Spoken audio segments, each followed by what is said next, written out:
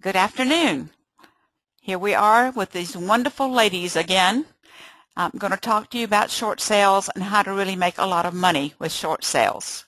We have Stacy Hinkle and Kim Kurkowski with Platinum Group Services, and I am going to just turn it right over to them so we don't waste any time. So if you'll just hold a second, I'll get them as presenters. Thank you, Liz. Hopefully everybody can hear us okay. I want to thank one second. I got to make you the presenter.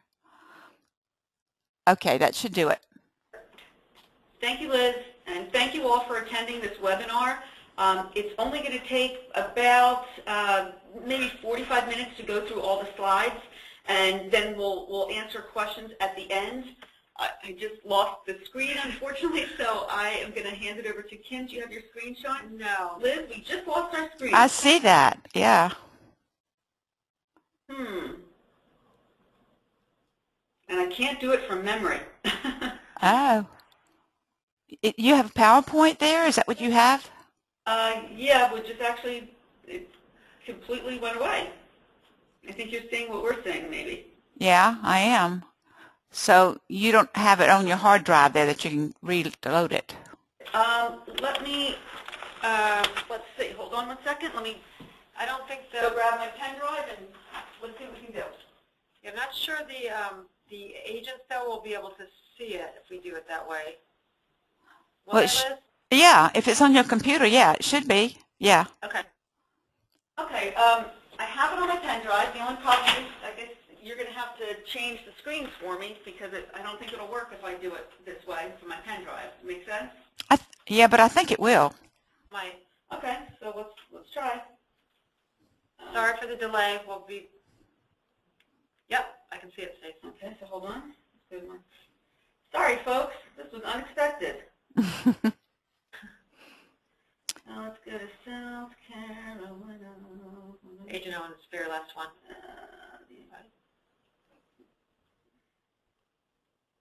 Okay. I'm seeing y'all going through this, so. All right, so you can see it? Yes, Liz? yes. Beautiful. Okay, folks, we're going to get started. Sorry for the little hiccup there. Again, thank you all very, very much for allowing us to give this webinar to you today.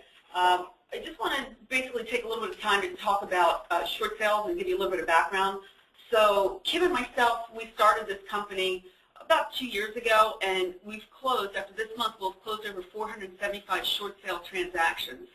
So we feel that we're very knowledgeable with the process. We're knowledgeable about short sales in general, and we're here to help because at the end of the day, what real estate agents should be doing is listing and selling more real estate, not working on short sales. We all know how frustrating short sales can be. So we're here to just take that frustration away from you. And what I'm going to talk about today is the distressed housing market. I'll also talk about your local area, our services, and then we'll kind of go over some lender trends which are actually happening out there in the short sale world. So let's get started, and we'll be talking about the distressed housing market to begin. Okay? I don't want to leave the webinar. Don't do that. So distressed real estate accounts for 40 to 46% of all resales nationally. And it's estimated that there is one foreclosure filing for every 6 to 10 jobs that are lost. So if we look at just last month with 422,000 new unemployment filings, that will equate to anywhere from 40 to 60,000 new foreclosure filings in the future. It's expected that there will be 2.4 million foreclosure filings this year. And the first wave came about of the foreclosure filings, because we know we've kind of been in this mess now for a few years. The first wave came about as a result of subprime loans.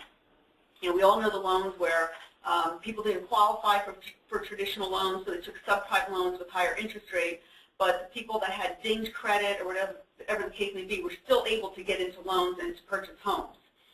And the second wave came about from what we call liar loans or stated income loans. And those loans were designed for people that actually made the money but had challenging tax returns, let's say, and couldn't verify that they made the money. But what it turned into is basically people claiming to make money that they in fact did not make. And most of those liar loans or stated income loans were tied to adjustable rates. So as the adjustment periods came and the rates went up and up, the homes became unaffordable because, in fact, the borrowers never made the money they stated to make. And the next wave that we're expecting to see over the course of the next 2 years is those ARM resets. So most of those ARMs had a 5-year recast rate where in the 5th year you remove any cap on the payment increase and can go up by any amount. And as you know, a lot of these ARMs started at 1%, so they're probably only paying at about a rate of about 3 1/4 now. That's their payment rate. So when it adjusts and we remove that payment cap, they could be paying as high as 7%, depending on which margin they got. So we're actually expecting to see the third wave of foreclosures coming over the next 2 years due to those ARM resets. I want to take a minute and I'm going to talk about shadow inventory. And just in case any of you out there don't know what shadow inventory is, it's basically when the bank takes back properties in foreclosure. So they're bank-owned properties that have not been released on the market yet. It's estimated that less than 33% of REOs that the banks currently hold have been put back on the market. So think about that. Every time a foreclosure hits the market, it does what? It pushes prices down. So only 33% have been put back on the market, and that's actually a good thing because if the banks were to release all of their REOs, I mean, we would really be in a housing crisis that we'd never be able to crawl out of. But it just goes to show you how much lengthier this whole housing crisis will be if the banks are still holding on to 67% of inventory. And that does not count any new foreclosure filings that the banks may take back. And also, less than 20% of homes that are currently in foreclosure are listed for sale. And I will tell you, we have worked with thousands of sellers, and there are 2 types of sellers. You have the seller who's angry at the banks and it's all the bank's fault, and then you have the seller who's in denial. And less than 20% of homes that are in foreclosure are listed. That just goes to show you the denial that the homeowners are in, basically. They want to stay until the very, very last minute. They don't understand what the true benefits of short sales versus foreclosures are, and we're going to talk about those benefits down the road. So let's look at your local area. In the first quarter of 2010 to the first quarter of 2011, in Charleston, North Charleston, and Sumter, there was a depreciation of 6.7% in home prices. And from the high of the market, which was estimated to be around June of 2007 until now, there's been depreciation of about 16%. If we look at Charleston and North Charleston, it's expected there'll be another 4.5% decline in 2011. In Columbia, it's expected there'll be another 5.8% decline. Unemployment currently is at 8%, meaning 25,700 workers are unemployed. And if you go back to the formula that for every unemployment filing, it equates to, or excuse me, for every 6 to 10 job loss, it equates to a foreclosure filing. It's estimated, just based off unemployment in your local area, that there will be another 2,500 to 4,400 foreclosure filings that are coming just as a result of the people that are unemployed right now. So when it comes to short sales, I will tell you it may not feel like this if you've ever done a short sale, but banks really do want to do short sales. And I know they don't make it easy for any of us, so you think they're really not interested, but they truly are, because the lender's loss in a short sale compared to foreclosure is much, much less. Typically, an REO home that the bank puts back on the market is sold at a 35% discount, whereas a short sale will typically sell at a 9% discount. So obviously, it's much less loss to the bank. And it's estimated that short sales will continue for 5 to 12 years, another 5 to 12 years. And just to show you that banks really are gearing up to do more and more short sales, we'll take a look at 2008, when there was 914,000 foreclosures and just 95,000 short sales. And short sales only accounted for 9% of all distressed real estate. In 2009, that number jumped to 263,000 short sales, or 22% of all distressed real estate. And then in 2010, that number has jumped to 375,000 short sales. The banks want to do short sales, and they're really becoming engaged. It doesn't mean they're getting better at the process. In fact, the more short sales they're taking on, which is a good thing, they're not hiring staff to accommodate it, because you have to think of it this way. If you're a large bank, do you want to hire in the area of originations where you're actually making money, or do you want to hire in the area where you're actually losing money? So typically are not hiring to keep up with the volume, even though the volume is increasing, and it's one of the challenges you face when working a short sale with the banks. So when will a recovery actually occur? Well, it's kind of like what came first, the chicken or the egg. there has to be three components. There has to be job creation, there has to be a housing recovery, and there has to be economic growth. But the question is, which will come first? And we all know that come August 2nd, with the debt ceiling issue looming over us, I mean, that could change everything, and we could, you know, go back to ground zero after August 2nd. It remains to be seen. So do you need help? Lenders change their guidelines constantly, and the question I have for you all is, do you have the knowledge to keep up with the changing lender guidelines? And I will tell you this, that we do enough every single month that we see the trends within the lenders. We know the changes that they're making. Technology is changing all the time. The Equator system just went through a huge change on April 7th. It changed from Equator to Fusion, which we'll talk about in just a moment. And as you all probably know, Equator is the technology portal for Bank of America, GMAC, and NationStar, and soon to be Wells. And with that change in technology, you have to have the confidence to work that system in the correct manner. And for those of you that have ever worked in Equator file and had it reinitiate, what that means is it starts from the beginning, and it's very difficult when that happens, and it happens on a consistent basis, particularly since April 7th when they changed the technology platform. And it's estimated, this is by Freddie Mac, that per every short sale contract, it takes 47 man-hours to work that contract. And I will tell you that most short sales, on a national average, it takes 3 contracts to settle a short sale because buyers walk. We'll talk about that in a moment as well. So if you think about that, if it takes on average 3 contracts and 47 man-hours per contract, do you all have over 130 hours dedicated to talking to the banks to get a file to go to closing? And my bet is you don't. And that doesn't even include, by the way, the time on hold with the banks and getting transferred around from department to department. So we have the knowledge, we have the confidence to work the technology systems of the banks, and we have the time. It's our sole focus on what we do for a living. So I want to talk a little bit about Platinum Group Services.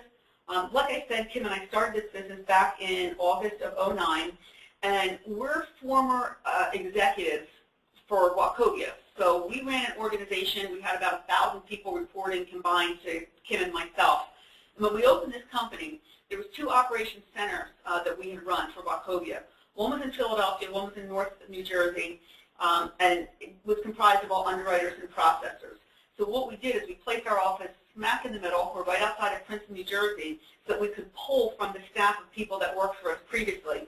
Because, by the way, all 11,000 of us got laid off pretty much at the same time when Wells came in and bought Wachovia. So we knew these people needed jobs, and we picked the cream of the crop. So that's who our staff is, basically. Like I said, after this month, we'll close over 475 short sale transactions. 71% of them had 2 liens. And as you know, negotiating 2 liens is difficult. Our volume allows us to identify the trends. If you're only doing 1 or 2 short sales a month, you're probably not picking up on the different lender trends. We can do as much as 10 with Bank of America every single month, a couple with Wells, a couple with Chase, and whatnot. It allows us to keep up with the changing guidelines. And as of last month, we had earned over just about $7.5 million in gross commissions for agents, and at the end of this month, it'll be about $8 million in gross commissions earned for agents. So we're really proud that we were able to assist all of the agents and the sellers get their short sales to the table. Like I said, our goal is very simple. It's to remove the frustrating, time-consuming task of negotiating short sales from the agent, educate the seller and agent on the realistic expectations regarding the short sale, the process and the outcome, and to utilize our expertise to make the process more efficient. Now, let me tell you, we can make it more efficient, but we cannot, change the lender's time frames. It's difficult sometimes with certain lenders, but we cannot change their time frames. We can simply, be on their back, call them consistently, and update you on what our efforts are. So our services are simple. We'll provide comprehensive training to the agents, such as this. We will process the complete seller package. We're not going to ask you to get docs from the seller. We'll take care of that. Once we have those docs in, we will identify red flags that may impact the short sale decision. If we see that the seller has significant assets, if we see that the seller is not delinquent, if we see that they have excessive income as compared to their monthly debt, we will identify that and communicate with you and the seller on what is decreasing the chance of a successful short sale. We'll provide helpful tips to the agents. In fact, I encourage you to go to our website, and I'll give you the website at the very end. There's a tab at the top that says Realtor Tips. I encourage you to read that or print that out and carry that with you. We'll negotiate with lenders for the best possible outcome. We will attempt to postpone foreclosure only if the package is submitted to the lender, and I'll talk about how we do that in a little bit. We'll provide status to the agents and sellers via an online portal. So once we submit that package to the bank, both you and the seller will receive a user ID and a password to log on to our portal, and you'll be able to see our efforts with the bank as far as negotiating the file. And then we'll work with the settlement agent to avoid complications at closing. Because as many of you know, getting the short sale approved is literally only half the battle. Getting to the closing table is the rest of the battle. We are fully MARS compliant. For those of you that don't know about MARS, it is the Mortgage Assistance Relief Services Act. And what this is basically, it's an FTC ruling that is designed to protect distressed homeowners from mortgage relief scams. What it does is it bans any kind of advance fee. It places certain advertising restrictions on anybody that works a short sale on a seller's behalf. It tells you what disclosures are required, and we have all the proper disclosures have gone through our legal department, and they verify that we are MARS compliant. And it enables you to have certain record-keeping requirements should there be any kind of consumer complaint. And this MARS ruling applies to real estate brokers, it applies to agents, or any person that negotiates, obtains, or arranges a short sale on behalf of a client. So if you are currently working short sales on behalf of a client, you must make sure that you are MARS compliant. And there are fines that says you have $11,000 per occurrence or $11,000 per day where you're not correcting being out of compliance, but actually those fines have recently just increased to $16,000. So, you know, to have the confidence that we're fully MARS compliant. Now, that's everything that we can do. I want to talk about things that we can't do. I can't guarantee that we'll be able to stop foreclosure. Certain investors have certain guidelines, and I'll give you an example. Fannie Mae is one of them. If you have not made a mortgage payment in 6 months, they will foreclose in the 7th month. It doesn't matter if you're in the process of a short sale. It doesn't matter if you have a short sale approved. If the investor says it's time to foreclose on this day, there are times we cannot stop that. I will tell you, however, that we are about 95% successful in stopping foreclosure. We cannot counsel sellers on bankruptcy or tax implications of a short sale. They need to talk to a bankruptcy attorney or their accountant regarding that. We will direct them to the Mortgage Debt Relief Act of 2007 that outlines what tax liability they may have, but we can't advise them on that. We also can't advise the sellers on whether to make a mortgage payment, and nor should the agent ever advise the seller whether or not to make a mortgage payment. What I can tell you is that even though all lenders must say, by law, that they will consider short sales for customers that are in danger of imminent default. So what they say publicly is, no, you don't need to be delinquent. In reality, 90% of the lenders will require that a seller be delinquent. And I'll gladly tell a seller what the lender's guidelines are, but I will not advise them on whether or not to make a mortgage payment. We will not negotiate more than 2 liens. It's not to say if you have a first lien that's being paid off, and then there's a second and third that's being negotiated, we can handle those cases, but we can't negotiate 3, okay? It's simply just not enough money to go around to pay off 3 lien holders. We found the hard way. We will not negotiate the seller's personal liens if they have IRS liens or judgments. That includes their HOA liens. And typically, anybody that is doing a short sale and has homeowners dues, they're typically delinquent. And I will tell you that the lenders run about a 50-50 rate of whether or not they'll pay any of that homeowner's dues. So your seller may, in fact, be required to pay the homeowner's dues. What we always say to the seller is if you just go to the association and say, look, I know that I owe you, $1,000 in back dues. I'm willing to settle this 25 cents on the dollar. I can tell you that most homeowners will work with the seller and will negotiate a settlement without having to pay the full amount because the homeowners association stands to get completely wiped out should the home go to foreclosure. We can't save files in which all efforts have been exhausted, and frequently agents will come up to us after a seminar and say, geez, I've been working with Wells and Bank of America for 6 months and I can't get them to agree upon an amount. Wells won't give Bank of America the $10,000 that Bank of America wants. If you've exhausted all efforts, I'll be very honest with you, there's probably going to be little that we can do, and it's preferable that we pretty much start a file from the beginning. And like I said, we can't control the lender's time frame for their decision. So I want to talk a little bit about communication. Our communication begins with the seller after you register the seller for our services. And it's very simple why that occurs, because as I said, we're MARS compliant. We have to send certain disclosures to the seller before we can communicate with them. By the way, you register the seller on our website after you have a contract of sale. Now, prior to a contract of sale or prior to listing, we'll gladly talk to any agent. So if you have questions prior to listing, if you're thinking of accepting the contract, you don't know if the terms are acceptable, call us. We'll gladly talk to the agents because I need you to understand we're working on behalf of the seller, so we need to be more compliant with the seller, not necessarily with the agents. So our communication with the lender will begin after we submit the package to them. Our communication to postpone foreclosure actually occurs via the short sale department. Legally, we are not foreclosure consultants, so I cannot call the foreclosure department to attempt to postpone foreclosure. But when I have a short sale package submitted to the lender and I'm working with the short sale department, I say to the short sale department, look, there's a foreclosure scheduled. I need you to communicate to the foreclosure department and attempt to postpone this foreclosure, and that does work 95% of the time. Like I said, you're going to have access to our portal on a 24/7 basis once that file has been submitted to the lender, and the sellers and agents should not communicate with the lender unless you're directed to do so by us. It gets very confusing when there's more than one party negotiating with the lender, and we've seen files fall apart, and actually the approvals have been jeopardized because more than one party has tried to communicate with the lender. And we see it all the time that we'll be in communications and an anxious seller calls in, says the wrong thing, the file starts over, or the file goes back into half a review, or whatever the case may be. Let us communicate. So the process is, after you have a contract ratified, you'll go to our website at platinumgroupservices.com. You'll click on all other agents on the home page, and you'll fill in some drop-down boxes for us. Once we get that submission, we're going to email out welcome letters to you and the seller, and it's going to tell you what to expect. It's going to talk about the required docs, the limitation of services, and it'll have all the Morris compliance disclosures in them. And that email goes out to you within 48 hours of you registering the seller. It goes out to you and the seller within 48 hours. If you want a list of the required docs prior to even listing the property, so you can go and hand it to your seller and say, hey, start working on getting these docs together because you're going to need them once we get a contract. Again, just go to our website. On the top tab, it says Documents. Click on that, and there's a list of required docs that the seller needs to get together. We'll get the third-party authorization signed. We'll process the complete package for the seller. We'll help them with their financial worksheet. We'll give them any lender-specific forms that they need. We'll tell them the important components of a hardship letter. We're not going to write it for them, but we'll tell them what makes a hardship letter effective.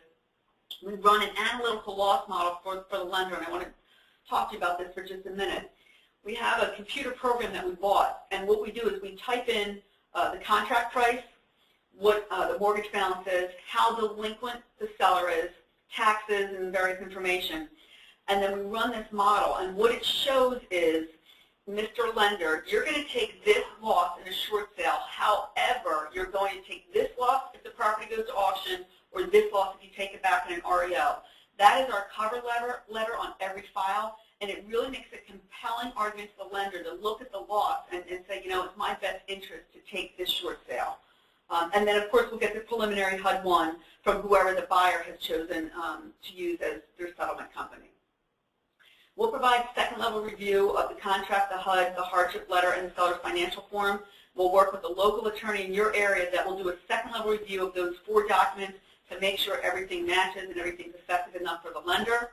We'll then submit to the lender and give you your user ID and password. We'll negotiate with the lender, communicate the decision to both you and the seller, because I know we need to explain the terms of the approval to the seller. We'll then get the lender's final approval of the HUD 48 hours prior to closing, because we need to make sure that that final HUD matches the prelim HUD that was approved. It can't deviate. And then we'll work with the title company to close without complications. The fee structure is this. We're going to place 1% of the sales price on the HUD as a settlement fee. It goes in Section 1300, and our minimum fee is $1,500. That is not 1% that is taken from an agent commission. It is a separate fee that goes on the HUD as a settlement fee. And it's going to go on the HUD under the local attorney's name that we're working with.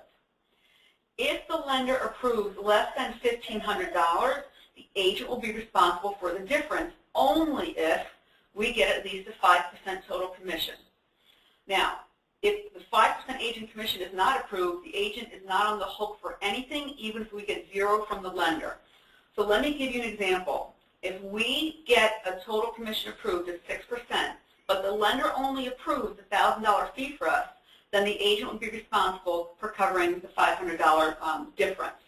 I will tell you this, something you need to know, that our average fee, or excuse me, our average commission earned last year for agents was 5 3/4%. It's inching more towards 6 this year, and our average approved fee by the lender is $1,700. So keeping that in mind, we set that $1,500 price point there for a reason. It enables us to make a small profit per file, but also the chances of an agent ever being liable to pay us are very, very small if our average approved fee is in fact $1,700. So here's what agents need to know prior to listing a property. First, you have to find out if the seller qualifies, and it's very simple. Is the home in a negative equity position? And what I mean by that is the loan balance greater than the value of the property. A short sale is not when the loan can be paid off in full and the seller just doesn't have closing costs. Lenders don't like to just come in to pay the seller's closing costs. If there's an actual shortage between the loan balance and the sales price, then you're in a negative equity position. There has to be a hardship that prevents the seller from making payments. A hardship could be a medical crisis, a divorce, death in the family, unemployment, relocation, reduced wages, whatever.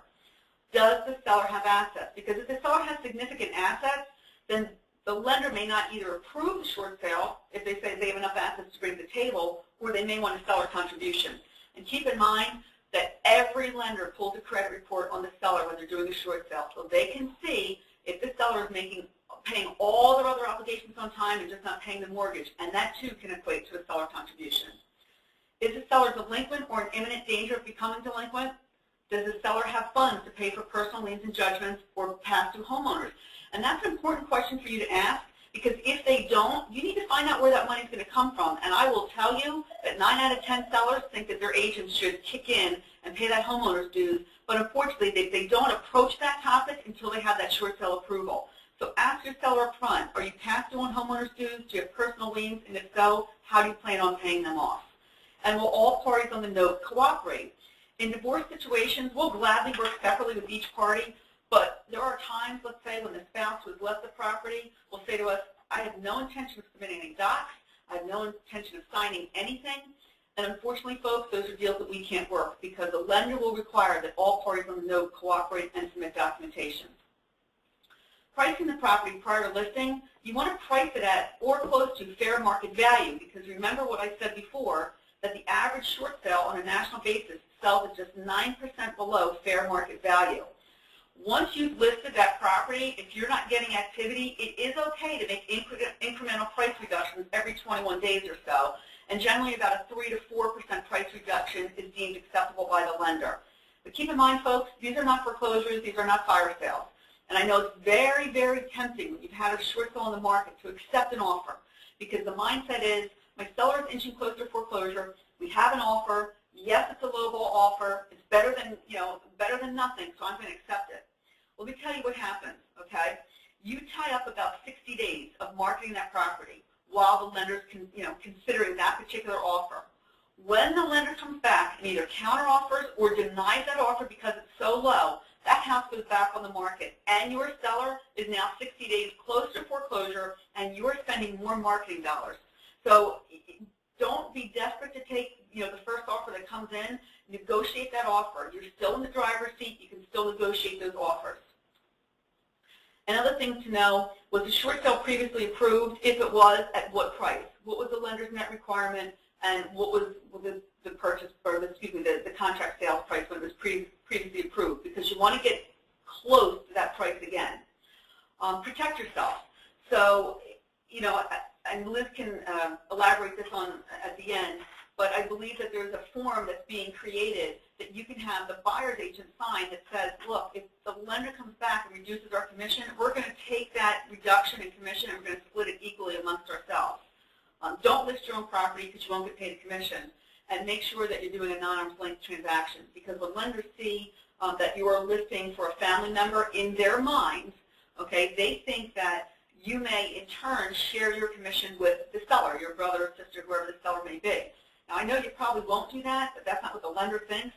And the golden rule is that the seller cannot walk away with any money in a short sale transaction. So next I want to talk about what you need to know prior to accepting a contract of sale, and then I'm going to turn the floor over to Kim. So contract provisions, this is what keeps the buyers engaged. And if any of you have ever done a short sale, you know one of the biggest frustrations is that you have a buyer that comes in, signs a contract, you work the short sale for 30, 60, 90 days, you get it approved, only to find out that there's no buyer at the other end of the transaction. And there's nothing more frustrating. So the best way to keep the buyer engaged is to set realistic expectations. If you accept a low offer, like I said, it's going to result in a denial, or what the lender may do is say, you know, that offer is low. In order for me to get my net, because there's a certain net that I have to get based on my DPO, which we'll talk about in a minute, I think I'll just go back and reduce fees. So I'm going to reduce the agent's commission, I'll eliminate some title fees, and I'll reduce the buyer's concession from the seller. So you really want to steer clear of accepting low offers. The buyer should also allow 60 days for third-party approval in the short sale addendum. If you have a buyer that says, I expect third-party approval in 21 days, what happens to that buyer? Well, in 30 days, they're getting really frustrated. In 40 days, they're not believing anything that you're telling them regarding status from the bank. And in 60 days, they're walking. And on average, folks, it takes at least 60 days for third-party approval. Bank of America is taking longer now due to different system glitches that they're having. Chase takes a rather lengthy time period. But if your buyer is not willing to wait 60 days on a short sale, then you don't have the right buyer. And I will tell you that at Platinum, we require that 60 days be put in the short sale addendum. Settlement generally occurs within 30 days after third-party approval. Only put in 1 to 3% seller concession maximum to the buyer. 95% of lenders only allow a maximum of 3%. Yes, it's rare, but it does happen with certain lenders like Citi, where they may allow 6%. But because it's so rare, set realistic expectations of 1 to 3%. If the seller has an FHA loan, FHA will only pay 1 to 1.5% to the buyer. Okay, keep that in mind. What you don't want to do is promise the buyer 6% in the contract and then come back and say, gosh, the seller has an FHA loan, they only approve 1%. Because that buyer's going to walk because they needed the additional 5% in concessions. And as we all know, the property is sold as is. The lender is not going to pay for repairs. Closing agent, this is very important. I will tell you, you need to select, the buyer needs to select a closing agent that has done short sales. It's critical to the successful closing of the short sale. And if you have a company that you are comfortable with, you need to have that conversation with the buyer's agent. Say, look, they've closed short sales, they know what they're doing, this is who we need to use. The prelim HUD and the final HUD, they have to match. And what happens sometimes, and I'll give you an example of something that actually happened to us. We get a prelim HUD in, and the title company not only did not list all of their fees, but they dated the HUD for the actual closing date that was in the contract. And the contract had a very unrealistic date. I think it was 35 days after the contract was ratified. So the title company only looked at prorated taxes and calculated them 35 days out. And they failed to call the homeowners association and get a verbal on what was due. So we work, and we don't know that there's even a homeowners association because the seller has not told us this. They didn't fill it out on the financial form. So we negotiate with the lender. Comes back when it actually closed, there was quite a bit more taxes that were due, obviously. The title company added about $700 of their fees onto the HUD that they failed to put on the first time. And then they found out that the homeowner was about $1,800 past due in homeowners association dues. And their response was for us to simply go back to the lender and tell the lender that they needed to net $3,000 less due to all these additional fees that were put on the HUD. It's not that easy to do, folks. Once a lender approves a short sale and knows what their net is going to be, they like to stick to that number. And what we had to do is we had to go back into negotiating. It took 4 weeks to get that lender to reapprove their net and take $3,000 less. So make sure that the title company lists all the fees on the HUD. Also, they need to date that HUD 90 days out because, like I said, on average, a short sale is going to take at least 60 days to negotiate. Then the buyer's going to have to go get their financing, and that's going to take about 30 days to get that in line, and then you'll go to closing. So I'm going to hand this over to Kim, and she's going to talk a little bit about working with the lenders. Okay. Most of the lenders that we work with have these departments here that you see. short sale department. Most have a loan modification department, foreclosure department, and then a newer department that they're forming is a borrower outreach department to try to reach out to the borrower proactively so that they don't go to foreclosure. And then they also work with vendors. And a lot of the sellers we work with and also agents have the notion that these departments communicate. And a lot of times while we're working a short sale, the borrower outreach department will reach out to the seller, and the seller will say, "Oh, I have a short sale in process," and they said, "No, they'll say, "No, you don't," and it's very confusing because none of these departments talk to each other. So I just want to make that really clear that when you're in the midst of a short sale, any of these departments can reach out to the seller and/or the agent at any time and not know there's a short sale in process. So it's again, it's a confusing process to navigate through, but we know this exists, and we make sure that the sellers know it as well. And keep in mind the short sale package. So what we do is when you go ahead and sign up for our services, we really take it from start to finish. We work directly with the seller to collect all the documents necessary on our server. We have documents from every single lender out there and we know exactly what they'll require. We don't expect the agent to help us do that. If you go to a listing appointment, you're getting ready to go to a listing appointment, and you say to yourself, "I want my seller to start collecting documents while I'm listing the property, so that when we go ahead and get a contract, they can get it all in." You can go ahead and go to our website. We have a list of all the documents that are required, and you can give that to your seller at the time of listing so that they can begin collecting those for us. We also, when you do give us a contract, will obtain a preliminary HUD-1 from whatever title company is specified, or closing company, and then we compare the HUD-1 to the actual contract for accuracy. So we make sure everything in that contract gets put over onto the HUD. We also review the contract for acceptable terms like concessions and third-party approvals that Stacy mentioned, and then we submit the complete package to the lender and/or lenders if there's more than one loan being short. And then what we do is we go ahead and assign you a username and a password to our portal. And what this does is that every time our negotiator speaks to the bank, we go ahead and make a note of it. So if you're at home one night and it's 11 o'clock at night and you forgot to check on the status of your short sale, you simply log into the portal and you can see exactly what's happening with that file at all times. So it's a very good way of keeping updated so that you can update the buyers. What parties can expect? We always tell the seller, we are going to ask you a couple of different times for documentation. And it's not that we lost it, it's not that we misplaced it, but what happens is the lenders want to make sure every time they're looking at the package that all documents are 30 days current. So a lot of times it'll take the lender 30 days to send the file to a negotiator. Once the negotiator gets it, they're going to ask for more documentation. So we just tell them, we'll get everything complete up front, but be prepared if this process gets lengthy that we might have to come back and get updated documentation from you. The seller also needs to be aware, as I mentioned on the page before, that the lender may reach out directly to them. That's fine. Just please make us aware if that happens and go ahead and refer it back to us. The buyer also may need to provide personal information to prevent fraud. So Stacy was mentioning the Equator system, which is the communication portal that a lot of the lenders are starting to use. To prevent fraud, they do ask for the last 4 digits of the buyer's social security number and their date of birth. So they do have to provide that just to make sure that that buyer matches up with the particular short sale that we're working on. And then finally, the agent needs to be aware that the lender may reach out directly to you. Sometimes they ignore the third-party authorization and they just simply look on the contract and they reach out to the agent, and that's fine. It doesn't mean we're not doing our job. It doesn't mean we're not communicating. Sometimes the lender will reach directly out, and all you have to do is simply pick up the phone, let us know, and we'll take that back. Our communication with the lender begins after the short sale package is submitted. And that's really important because until we have the complete short sale package and the third-party authorization and all the MARS disclosures, we can't start talking to the lender on the behalf of that seller. If you have a situation where the lender reaches out to the seller or the agent, we simply say, go ahead and refer them back to us. We do ask that only one third-party authorization be submitted.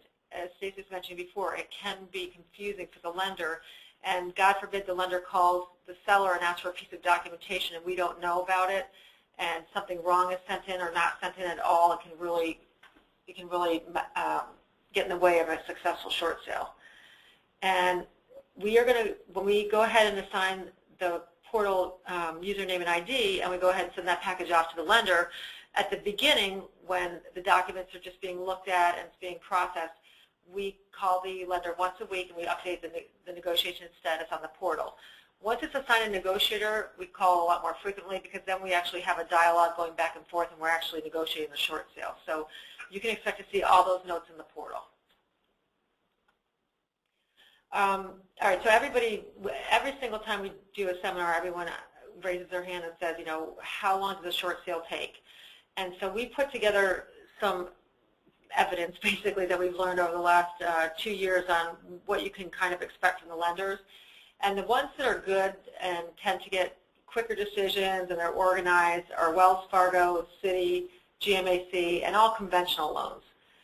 The bad would be Bank of America, and like Stacy alluded to, we have situations now going on with Bank of America with Equator, which they went ahead and tried to upgrade the Equator system, and temporarily it's actually been a downgrade as far as time frames and how it's working. We think eventually it will get better, but right now Bank of America is taking quite some time to approve a short sale, along with Chase. And then FHA loans, any FHA loans and VA loans, they are actually, there's a dual approval process. So you have to get approval to participate, and then you have to actually get the approval from the lender. So that can take some time. The most difficult lender that we work with right now is SunTrust, and I'm not talking about their decisions. They're pretty good at getting approvals. It's just that they are severely understaffed, and their decisions are taking quite some time to get. So we always offer up, if you want to, before you go out to take a listing, and you know what lenders the seller has, go ahead and call us up, and we'll try to talk to you and tell you approximately what we think, how long it'll take. 2 liens take longer to negotiate. 71% of our transactions have 2 liens, and they take longer only because 2 lenders are deciding who's going to take what for the short sale, and we have to come to an agreement between the 2 lenders to release the liens, so that could take longer. Segmentation is a waterfall test now that the lenders are doing, which basically when a short sale comes in, they try to test to see if it qualifies for HAFA, which is the government-sponsored short sale program, cooperative short sale, which is typically a bank's own internal type of HAFA program, and traditional, which is kind of what we do every day. So that segmentation of figuring out which bucket that short sale falls into can elongate the process, unfortunately. We talked about the Equator system, the completion of tasks. Right now, because of the upgrades that occurred and because of the changes, we hear talk from some agents that they're being asked to reinitiate files on Equator time and time again, which, as you know, if you work Equator, that makes the file start back from the beginning. So those are some kinks we're working through. Also, some lenders use vendors, and depending on the quality of the vendor, that can elongate the process. And again, we can't control the lender's time frame, but what we can control is that you can be guaranteed that when your package gets to the lender, it will have everything in it. It will be neat. It will have the loan number on every single page. It will have the seller's name on every single page, and we will make sure that we really have a complete package. So we'll set ourselves up to win as far as getting the quickest answer possible. So what happens when the package gets to the lender? We're often asked that question. The first thing the lender is going to do is they're going to check for a complete updated package. So they have an initial process person that just goes through the package, making sure that it's complete and everything's in there. Secondly, they're going to put it through segmentation, which is the waterfall test I mentioned, to see what bucket it falls in, HAFA, cooperative, or traditional. Then they're going to order the BPO. In some areas and some lenders, they use appraisers in some areas, and some lenders use fellow agents to do BPOs. So it's hard to say who's going to be out there to appraise the property, but that's what they're going to do. They're going to order the BPO. They're going to get the BPO back, and then they're going to order the payoff, do a soft credit pull, and assign a negotiator. And keep in mind, people, that when you're listing these properties, you do want to make sure that the seller has a legitimate hardship, because we've had situations where the lender has done a credit pull and come to find out the seller is making payments on every single other debt they have, including BMWs, including Mercedes, but not making the mortgage payment. So they are going to pull credit, so that's something that you really need to be aware of. Then the negotiators assign, and then there's a second level review if necessary. Some lenders have delegated authority from their investors like Fannie and Freddie so that they can make that decision. But if you have a non-delegated, or if you have PMI, or if you have a huge loan loss, a lot of the files take a second level review. And once that's completed, they render a decision, and then we go to closing, and after the final approval of the HUD. I want to talk a minute about the BPO, because this is probably one of the most important components of the short sale. Once that lender gets that BPO price, it's very, very, very hard to change their mind on it. They're usually good for 90 days, and they're, like I said, they're very difficult to appeal. The lender gets the BPO back, and they really want to take a look at the offer, and pretty much if it's 85 to 90% of the BPO, you're going to have an approval. So we always tell agents, if at all possible, meet the agent and or the appraiser that is doing the BPO at the property with a detailed CMA really showing why you think this contract is definitely the right, or excuse me, why this list price and contract are definitely the right price. Because, like I said, once that BPO is done, it is very difficult to change the lender's mind on that. So become equipped, and if there's any problems with the property, such as condition or roof leaks or anything, call it out to the person doing the BPO so that you make sure that you get the right value. All right, there are some lenders that we don't work with, and the only reason for this is because the service is so intolerable that it's really made a bad reflection on us, to be honest with you. Now, I'll look at the lenders: Aquin, Acacia, Bogman, Sovereign, Navy Federal Credit Union, and First Horizon, which also could be MetLife or First Tennessee. The good news is they don't have a very large market share. What I will say is that we did take an Aquin file in recently, and we did find that the process has improved. So that one will be coming off our list. And you'll see that on our website too. But the other ones we just don't take files in, unfortunately, because the service is so bad that by the time we get a decision, the buyer is nowhere to be found, and it just I think sometimes the agents really don't believe how bad their service is, so it really kind of reflects poorly, and it just really doesn't have a good outcome. Okay, so let's talk about lender decisions. Okay, when you get an approval letter, you have to really try to adhere to what's in that approval letter. First thing they're going to give you is an expiration date, and I think it's frustrating for agents. I know certainly it is for us when you wait and wait and wait for a short sale to get approved, and then when you get your approval, it's usually only good for 30 days. But keep in mind that that expiration date is provided for a reason. It could be level of delinquency. The BPO could be expiring if you don't close by that date, so there's reasons for why that expiration date is provided. We can't change the language. We have some sellers that outline or line through certain lines they don't like. The language cannot be changed. In a perfect world, the seller is released from all liability, and that's what we start out negotiating every single short sale.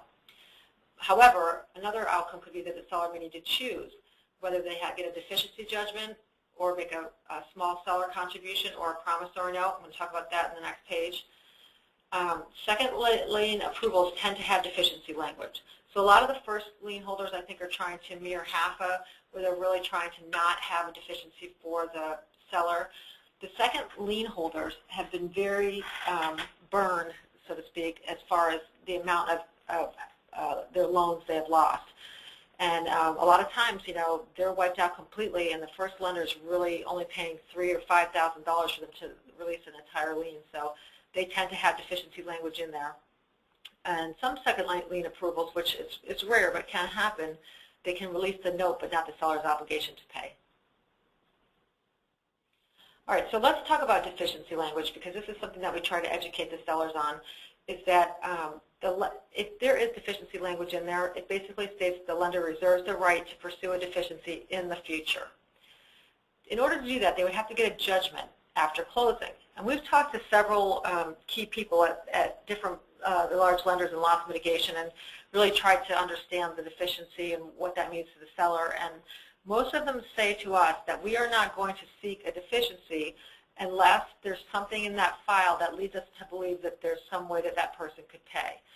So the people that are truly have a hardship and not a lot of assets, and not a lot of income, the chances of them getting a deficiency are going to be less than somebody that they look at their bank statements and they have, thousands of dollars in their bank account. So again, it's expensive. They have to go to get a judgment after closing to pursue that deficiency judgment, and then at that point they can sell the judgments to a collection agency, typically for 10 to 20 cents on the dollar.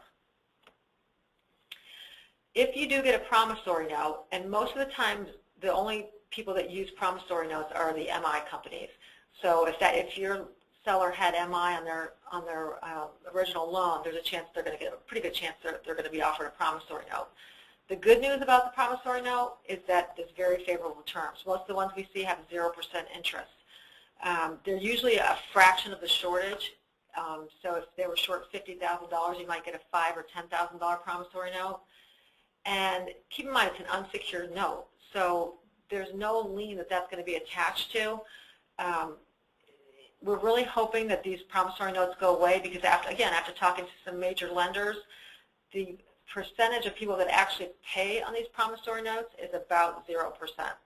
But it does sometimes scare people away from taking the short sale approval. So hopefully we'll see those going away. But that definitely is something that you need to be aware of. Sometimes what people are doing now, instead of the deficiencies of the promissory notes, the banks are saying, okay, I'm going to try to get a little bit now versus unsuccessfully try to collect down the line. So they'll ask for a small seller contribution at settlement and then waive the promissory note and or the deficiency judgment. And again, the seller contribution I just talked about, that they may ask for a small seller contribution in lieu of a promissory note and or the deficiency. All right, so there's allowable and non-allowable fees. Title fees may not be allowed, and we have a list of most of the fees that the lenders allow, and we share this with the title company, but things like document preparation, file archive, release fees sometimes aren't allowed. If there's anything above 6% for commission, like administrative fees or anything like that that have to do with the real estate company, that's typically not allowed. Back taxes tend to get paid, and they can put caps on water, sewer fees, and HOA dues. So, and Stacy already talked about that, is that they may pay a portion of the HOA dues, but if they're excessive, they may look for the seller to contribute to that. Commissions. 6% is not guaranteed. If it's a HAFA eligible loan, which right now 9% are qualifying for HAFA, then it is guaranteed. But we've been pretty successful in getting 6% over the last little while. So I think lenders are pretty much moving to that standard. You also want to take an offer that's close to market value, because if you have a low offer but the lender thinks that they can still meet the net by lowering fees, then you'll tend to get your commissions cut. Sometimes investor guidelines can dictate commissions, Fannie and Freddie or whoever the investor is. If the first and second's with the same lender, if you have the same listing and selling agent, that sometimes can limit your commission. If the agent is related to the seller, they don't want to think that their commission in any way is finding its way back to the seller, so they can limit commissions then. If your agent lists their own home, and then finally, if you saw $1 million property or higher, sometimes they'll cap the commissions at $50,000. So if you get a counteroffer from a bank, and you pretty much know right after the BPO comes back if you're going to get a counteroffer, you have limited negotiating power, so you really want to take that counteroffer seriously. And you have to come up very close to the counteroffer. The only way you can really prove a case is if you get a full appraisal done and it doesn't appraise. Then you can really make a case for a counteroffer. But pretty much when the bank counters back, it's not based on emotion, it's based on analytics, and they have a number they want in net, and it's very difficult to get them to change that number. Denials are very rare. I would say 95 to 98% of our files get approved. Usually if you get a denial, it's for lack of hardship, which we definitely should screen up front, or the seller is not delinquent. Most every lender right now is requiring the seller be at least 31 days delinquent in order to approve the short sale. And then if the offer is just so far below the BPO, they don't even bother countering it. They just go ahead and deny the file. When you do get the approval letter, keep in mind, try to close within the approved period that they give you, because extensions are not guaranteed. And if you do get an extension, sometimes they'll ask for a per diem fee until you close. Late fees, taxes, and loan balance can all go up, which eats into the lender's net, so they don't like to do extensions. Keep in mind, too, that lenders can charge a fee for an extension. We've seen that happen. So whatever you can do to prepare your buyer to be able to close within a 30-day time period, approval will work in your favor. One way you can close on time is that we have partnered with Walker Jackson Mortgage Company that you all use, and they have told us that in a short sale, they'll go ahead and start the loan application at the same time we start the short sale application with the lender. So the buyer will have a full buyer approval, so that when we do get that approval letter, they'll go ahead and close it quickly. Now, what will happen is that the buyer will have to go ahead and pay for the appraisal before they know that the short sale is approved. However, if that transaction does not close through no fault of the buyer, then they will receive a credit for their next appraisal with Walker Jackson. So it's a great program to take advantage of. Foreclosure and bankruptcy. And this is the last part of the presentation, then we'll open it up for questions. Keep in mind, we cannot work with sellers that are in the midst of bankruptcy proceedings if the liens are included. So if their mortgages are included in bankruptcy, we can't take that file in at that time. Foreclosure postponement is not guaranteed. What we do is when our seller tells us, I got a foreclosure notice and it's for July 31st, we go ahead and call the short sale department and say, hey, we're in the midst of a short sale, you know, the seller just got a foreclosure notice, can you postpone foreclosure? 99% of the time they do it because, again, they're losing a lot less money in short sales than they will in foreclosure. But keep in mind that a lot of things are dependent on that. So we really do communicate with the seller and try to alert the bank to that very early. A foreclosure versus a short sale. So a lot of sellers, I think, when they are in a situation where they get a foreclosure notice, they're frustrated and they say, I'm just going to let this go. Keep in mind, a short sale has much less impact on a seller's credit. A seller can purchase a home in 2 years with a short sale versus about 5 years with a foreclosure. There's also an emotional impact because they're controlling the short sale versus having the bank control the foreclosure, and they can set the terms and they can transition out of the home in a more favorable manner. And then finally, if you are going to get a deficiency in a short sale, you're 100% going to get one in a foreclosure, and it's going to cost you a lot more. And I have an illustration on the next page. If you do have deficiency language in your short sale, so let's imagine that we have a short sale. Our loan balance is $200,000. The sale price is $150,000, and the closing cost is $13,500. If the bank pursues a deficiency, that deficiency is going to be $63,500. However, if that same property goes to foreclosure and the loan balance is still $200,000, and then they sell it for $108,000 because, again, they usually sell about 35% under market value, you've also, as a bank, incurred fees and maintenance of $22,000, so that loss severity now went from $63,500 in a short sale to $114,000 in a foreclosure. So in all cases, for a seller, short sale is always better than foreclosure. All right, so let's talk about a recap here on what we've gone through in this presentation.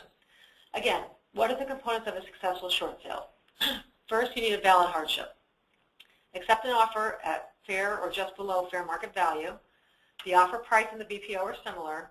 The seller is committed and cooperative because as much documentation as they're going to need to get out of that home is as much documentation, unfortunately, that they need to get into the home.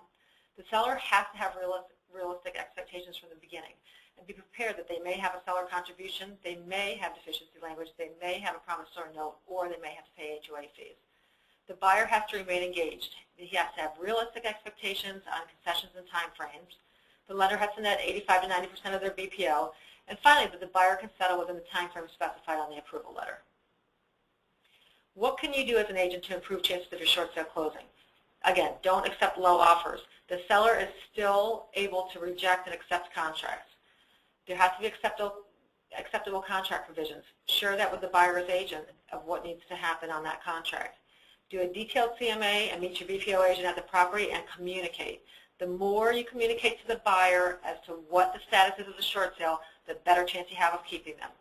The Walker Jackson program also helps, the mortgage program also helps keep the buyer engaged. There has to be realistic expectations set for the seller as to what they're going to need, which we do, and then communicate with PGS if contacted by the lender. So we thank you very much for your time.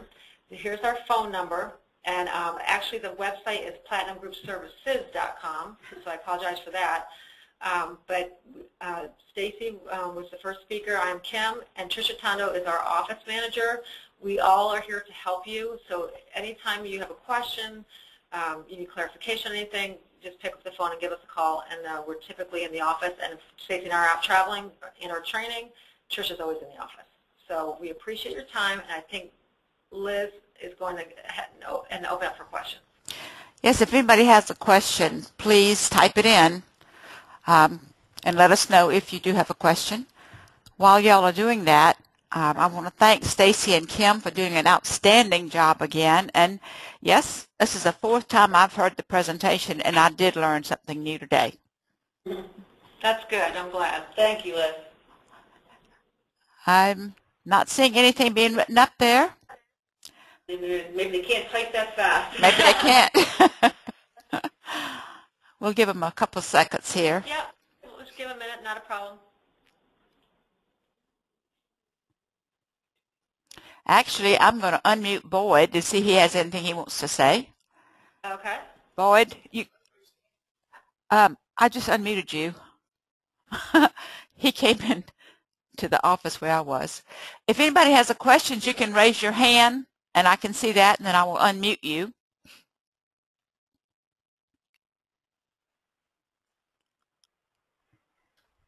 Boyd, you're unmuted if you want to participate.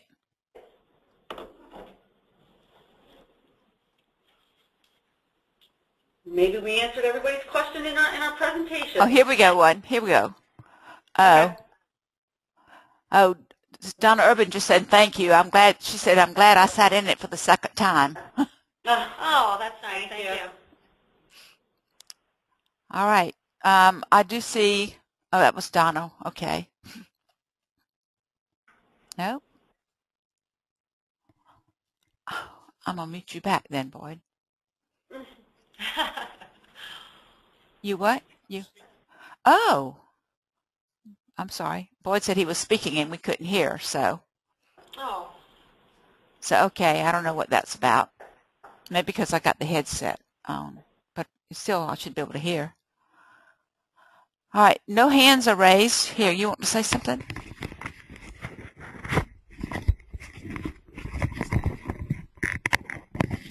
I've asked the question before. Why are only 20% of the distressed properties listed when the banks are favor the short sale? What's the reason for that? Well, are you asking why they haven't put all the properties back on the market, or are you asking like why, if they're so interested in short sales, and what's the evidence that they're interested in short sales? Well, again, why aren't the banks making an effort to get real estate agents to list these distressed properties? You know, actually they are avoiding. What we had talked about is that the banks have the borrower outreach program, and what they're doing is they are reaching out to their borrowers or their sellers and saying, you need to list your property for sale. It's in your best interest to do a short sale versus to have us foreclose on the property. And part of that is called the cooperative short sale program, where the banks are actually saying to the agents, look, we're having trouble getting in touch with a seller. Because as we all know, when a seller gets communication from the bank, they get that envelope from whatever bank it is, they don't open it because they've received all these, dunning notices from the bank before. So a lot of the banks are now going out to agents and saying, we would like to enlist your services, Mr. Agent, to go knock on the door and find the seller for us and say to the seller, how about listing your house for sale? The bank will give you certain incentives. And there's generally a financial incentive it's called a relocation incentive to the customer, and the bank also guarantees to waive deficiency against the customer, and they're employing the services of the agent, knowing that the agent has a better chance of finding a seller, and then the agent, of course, would then list that property for sale. So that the banks are actually starting to use that program. It's called cooperative short sale. Great. Yes, and also, I know the one class that we had a couple of weeks ago, we're kind of brainstorming a little bit about how to get to these people, and I'm sure there's probably ways where, once somebody's served with an intent to foreclose, it takes usually 90 days minimum after that intent to foreclose to actually foreclose. So I don't know if there's some way you can find maybe some potential people that are heading towards foreclosure to try to call them, because like Stacy's saying, the problem is they don't respond to the bank because the bank's just the bad guy at this point, and is trying to collect money from them. So the agent is really the way to go. Great. Liz. Okay, there are no other questions.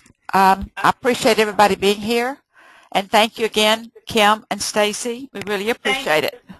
Thank you, too. And if anybody thinks of a question later on, just give us a call. We'll be in the office.